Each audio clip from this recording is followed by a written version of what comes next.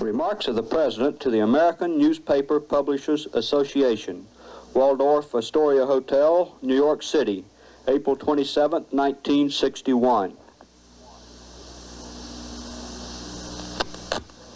Mr. Chairman, ladies and gentlemen, I appreciate very much your generous invitation to be here tonight. You bear heavy responsibilities these days, and the article I read some time ago reminded me of how particularly heavily the burdens of present-day events bear upon your profession. You may remember that in 1851, the New York Herald Tribune, under the sponsorship and publishing of Horace Greeley, employed as its London correspondent an obscure journalist by the name of Karl Marx. We are told that foreign correspondent Marx, stone broke, and with a family ill and undernourished, constantly appealed to Greeley and managing editor Charles Dana for an increase in his munificent salary of $5 per installment, a salary which he and Ingalls ungratefully labeled as the lousiest petty bourgeois cheating. But when all his financial appeals were refused, Marx looked around for other means of livelihood and fame, eventually terminating his relationship with the Tribune and devoting his talents full-time to the cause that would bequeath to the world the seeds of Leninism, Stalinism, revolution, and the Cold War. If only this capitalistic New York newspaper had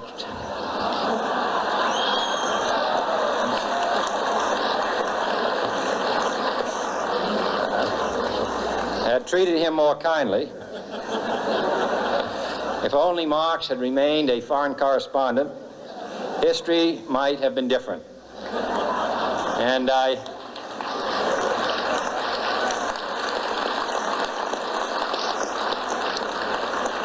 hope all publishers will bear this lesson in mind the next time they receive a poverty-stricken appeal from a small increase in the expense account from an obscure newspaper man.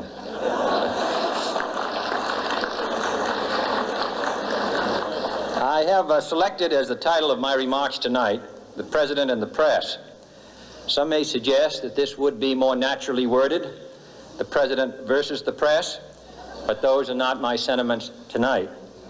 It is true, however, that when a well-known diplomat from another country demanded recently that our State Department repudiate certain newspaper attacks on his colleagues, it was unnecessary for us to reply that this administration was not responsible for the press, for the press had already made it clear that it was not responsible for this administration.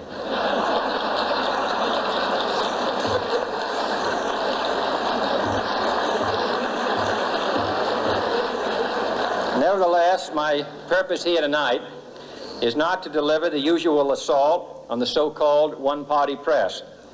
On the contrary, in recent months, I have rarely heard any complaints about political bias in the press, except from a few Republicans.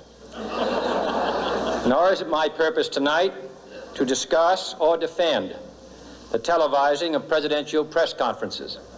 I think it is highly beneficial to have some 20 million Americans regularly sit in on these conferences to observe, if I may say so, the incisive, the intelligent, and the courteous qualities displayed by your Washington correspondents. Nor, finally, are these remarks intended to examine the proper degree of privacy which the press should allow to any president and his family. If, in the last few months, your White House reporters and photographers have been attending church services with regularity, that has surely done them no harm.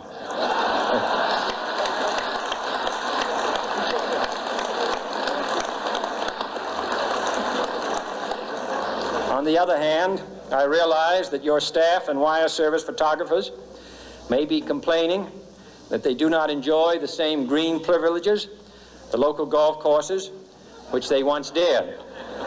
It is true that my predecessor did not object, as I do, to pictures of one's golfing skill in action, but neither, on the other hand, did he ever be a Secret Service man.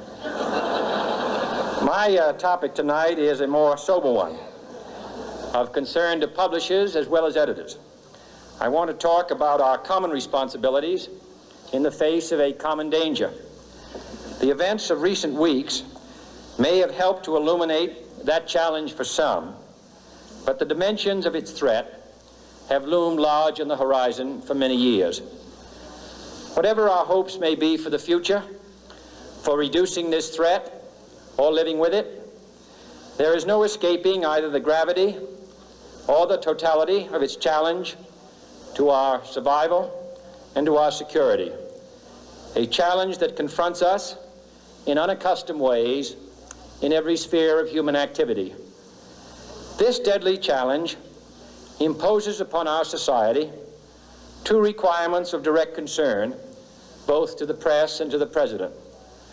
Two requirements that may seem almost contradictory in tone, but which must be reconciled and fulfilled if we are to meet this national peril. I refer first to the need for far greater public information, and second, to the need for far greater official secrecy. The very word secrecy is repugnant in a free and open society, and we are, as a people, inherently and historically opposed to secret societies, to secret oaths, and to secret proceedings. We decided long ago that the dangers of excessive and unwarranted concealment of pertinent facts far outweighed the dangers which are cited to justify it. Even today, there is little value in opposing the threat of a closed society by imitating its arbitrary restrictions. Even today, there is little value in ensuring the survival of our nation if our traditions do not survive with it.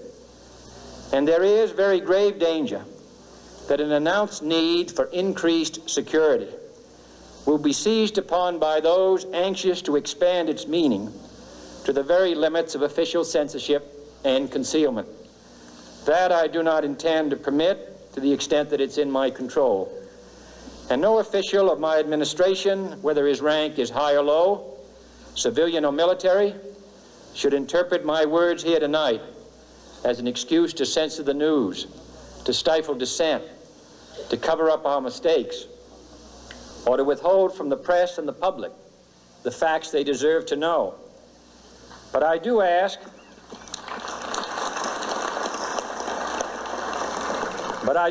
every publisher, every editor, and every newsman in the nation to re-examine his own standards and to recognize the nature of our country's peril. In time of war, the government and the press have customarily joined in an effort based largely on self-discipline to prevent unauthorized disclosures to the enemy.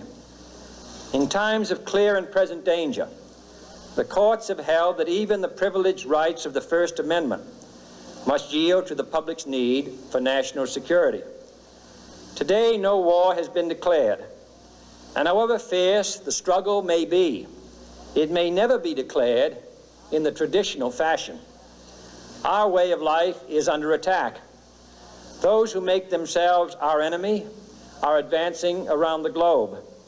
The survival of our friends is in danger, and yet no war has been declared. No borders have been crossed by marching troops. No missiles have been fired. If the press is awaiting a declaration of war before it imposes the self-discipline of combat conditions, then I can only say that no war ever posed a greater threat to our security. If you are awaiting a finding of clear and present danger, then I can only say that the danger has never been more clear, and its presence has never been more imminent. It requires a change in outlook, a change in tactics, a change in missions by the government, by the people, by every businessman or labor leader, and by every newspaper. For we are opposed around the world by a monolithic and ruthless conspiracy that relies primarily on covert means for expanding its sphere of influence, on infiltration instead of invasion, on subversion instead of elections, on intimidation instead of free choice, on guerrillas by night instead of armies by day. It is a system which has conscripted vast human and material resources into the building of a tightly knit, highly efficient machine that combines military, diplomatic, intelligence, economic, scientific, and political operations. Its preparations are concealed, not published. Its mistakes are buried, not headlined. Its dissenters are silenced, not praised. No expenditure is questioned, no rumor is printed, no secret is revealed. It conducts the Cold War, in short, with a wartime discipline no democracy would ever hope or wish to match. Nevertheless, every democracy recognizes the necessary restraints of national security. And the question remains whether those restraints need to be more strictly observed if we are to oppose this kind of attack as well as outright invasion. For the facts of the matter are that this nation's foes have openly boasted of acquiring through our newspapers information they would otherwise hire agents to acquire through theft, bribery, or espionage. That details of this nation's covert preparations to counter the enemy's covert operations have been available to every newspaper reader, friend and foe alike. That the size, the strength, the location, and the nature of our forces and weapons, and our plans and strategy for their use, have all been pinpointed in the press and other news media to a degree sufficient to satisfy any foreign power, and that in at least one case, the publication of details concerning a secret mechanism whereby satellites were followed required its alteration at the expense of considerable time and money. The newspapers which printed these stories were loyal, patriotic, responsible, and well-meaning. Had we been engaged in open warfare, they undoubtedly would not have published such items. But in the absence of open warfare, they recognized only the tests of journalism and not the tests of national security. And my question tonight is whether additional tests should not now be adopted. That question is for you alone to answer. No public official should answer it for you. No governmental plan should impose its restraints against your will. But I would be failing in my duty to the nation in considering all of the responsibilities that we now bear and all of the means at hand to meet those responsibilities if I did not commend this problem to your attention and urge its thoughtful consideration. On many earlier occasions I have said, and your newspapers have constantly said, that these are times that appeal to every citizen's sense of sacrifice and self-discipline. They call out to every citizen to weigh his rights and comforts against his obligations to the common good. I cannot now believe that those citizens who serve in the newspaper business consider themselves exempt from that appeal. I have no intention of establishing a new Office of War Information to govern the flow of news. I am not suggesting any new forms of censorship or new types of security classifications. I have no easy answer to the dilemma that I have posed and would not seek to impose it if I had one. But I am asking the members of the newspaper profession and the industry in this country to re-examine their own responsibilities, to consider the degree and the nature of the present danger, and to heed the duty of self-restraint which that danger imposes upon us all. Every newspaper now asks itself, with respect to every story, is it news? All I suggest is that you add the question, is it in the interest of national security?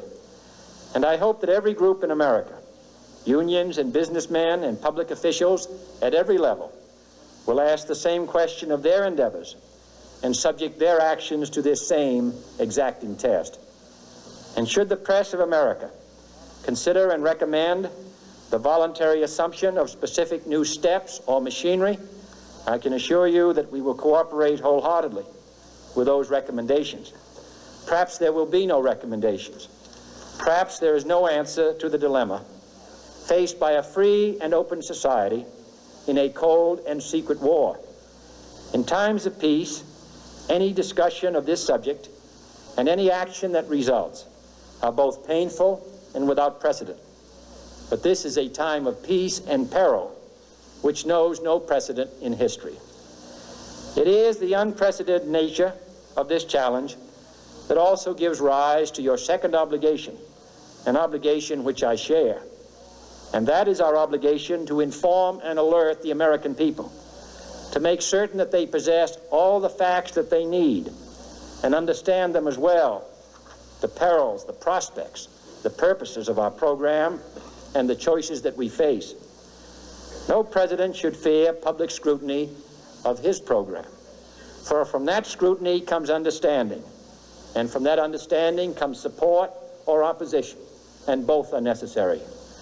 I am not asking your newspapers to support an administration, but I am asking your help in the tremendous task of informing and alerting the American people. For I have complete confidence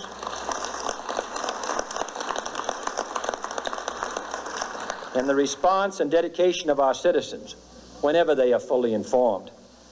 I not only could not stifle controversy among your readers, I welcome it. This administration intends to be candid about its errors. For as a wise man once said, an error doesn't become a mistake until you refuse to correct it. We intend to accept full responsibility for our errors, and we expect you to point them out when we miss them. Without debate, without criticism, no administration and no country can succeed, and no republic can survive. That is why the Athenian lawmaker Solon decreed it a crime for any citizen to shrink from controversy. And that is why our press was protected by the First Amendment, the only business in America specifically protected by the Constitution, not primarily to amuse and entertain, not to emphasize the trivial and the sentimental, not to simply give the public what it wants, but to inform, to arouse, to reflect, to state our dangers and our opportunities, to indicate our crises and our choices, to lead, mold, educate, and sometimes even anger public opinion. This means greater coverage and analysis of international news, for it is no longer far away and foreign, but close at hand and local. It means greater attention to improved understanding of the news, as well as improved transmission. And it means, finally, that government at all levels must meet its obligation to provide you with the fullest possible information outside the narrowest limits of national security, and we intend to do it. It was early in the 17th century that Francis Bacon remarked on three recent inventions already transforming the world: the compass, gunpowder, and the printing press. Now the links between the nations, first forged by the compass, have made us all citizens of the world, the hopes and threats of one becoming the hopes and threats of us all. In that one world's effort to live together, the evolution of gunpowder to its ultimate limit has warned mankind of the terrible consequences of failure. And so it is to the printing press, to the recorder of man's deeds, the keeper of his conscience, the courier of his news, that we look for strength and assistance, confident that with your help, man will be what he was born to be, free and independent.